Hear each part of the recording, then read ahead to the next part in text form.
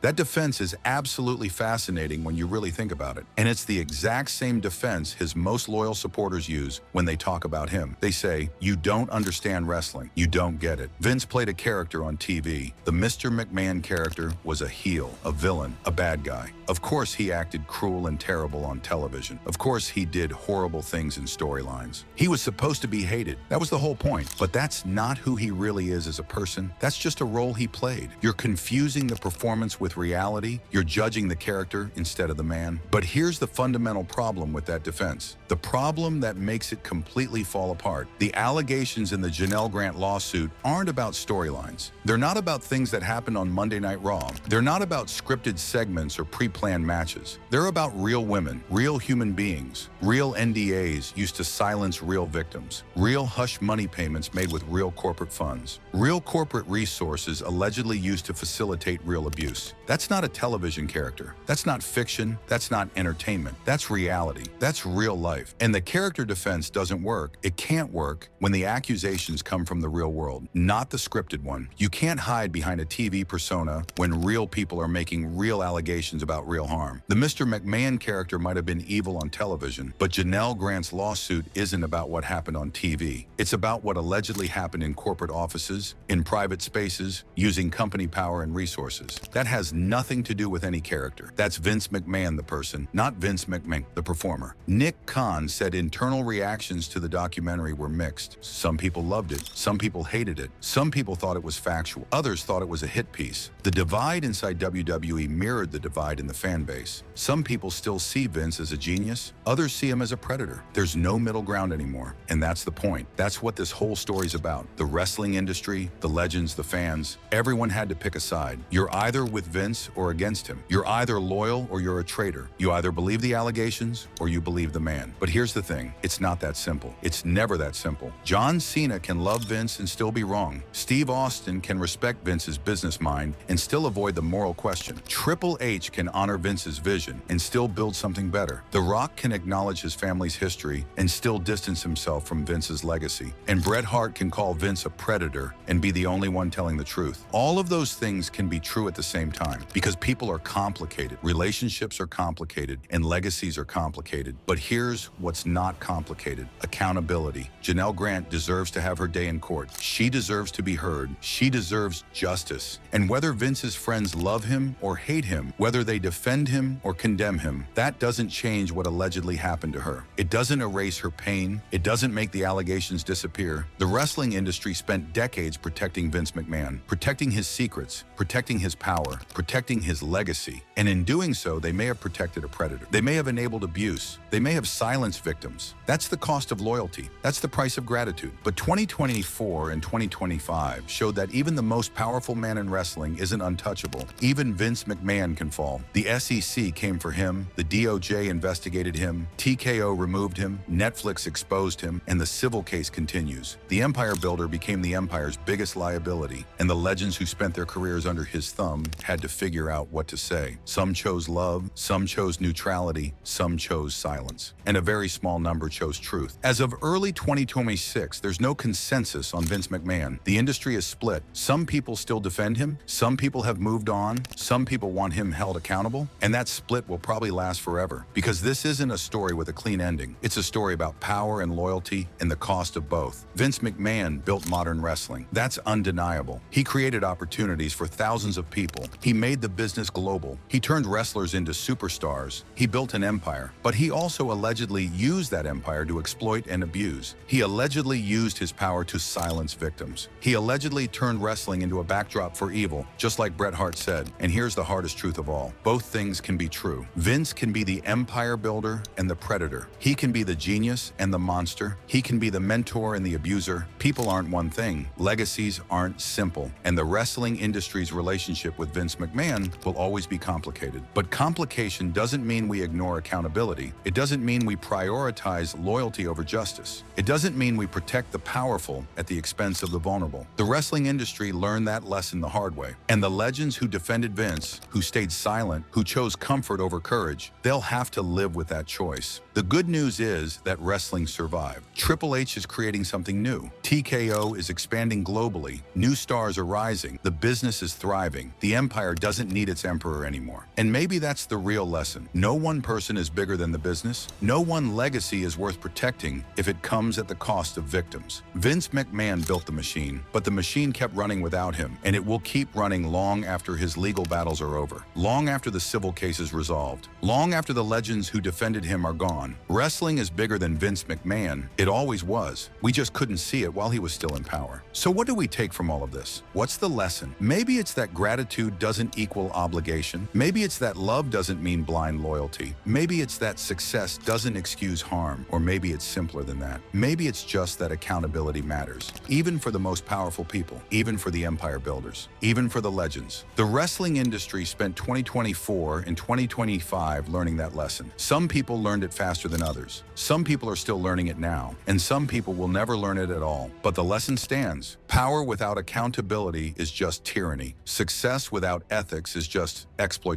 And an empire built on silence will eventually crumble. Vince McMahon's empire didn't crumble, but his control over it did. He was removed, erased, written out of the story he spent his whole life writing. And the people who knew him best, who worked with him, who loved him, they had to decide what that meant for them. John Cena chose love. Steve Austin chose professionalism. Triple H chose evolution. The Rock chose family. And Bret Hart chose truth. None of those choices are wrong. None of them are right. They're just different ways of dealing with an impossible situation. But the industry as a whole made a choice too. It chose to move forward. It chose accountability over loyalty. It chose change over tradition. And in doing so, it proved that wrestling can survive anything, even the loss of its creator. That's the positive ending. That's the hope. Wrestling didn't die when Vince McMahon left. It didn't collapse. It didn't fail. It evolved. It grew. It became something better, something cleaner, something more accountable. The new era isn't perfect. WWE still brought back Brock Lesnar. They still prioritize profit. They still make questionable decisions, but they're making them without Vince. And that matters, because for the first time in decades, wrestling has a chance to be something other than what one man wants it to be. The legends will keep arguing about Vince's legacy. Fans will keep debating whether to separate the art from the artist. Historians will keep analyzing what he built and what he destroyed. But the business will keep moving forward, and that's what matters most. Janelle Grant's lawsuit continues. The truth will come out. Justice will be served, or it won't. But either way, the conversation has changed. The culture has changed. The industry has changed. Accountability arrived, finally, and wrestling is better for it. So when we ask if Vince McMahon was a genius or a predator, the answer is we're asking the wrong question. He was both. He was complicated. He was human. And he was powerful enough to do incredible good and alleged terrible harm. That's the reality. That's the truth. The wrestling industry's reckoning with Vince McMahon isn't over. It might never be over, but it started, and that's enough. It has to be, because the alternative is silence. And silence protects power, not people. Silence enables abuse, not accountability. Silence is what allowed this to go on for so long. The legends who spoke up, who told their truth, who chose accountability over comfort, they broke the silence. And in doing so, they gave the industry a chance to be better. Not perfect, but better. That's the legacy of 2024 and 2025. Not that Vince McMahon fell, but that wrestling survived his fall. And not just survived, thrived, grew, changed,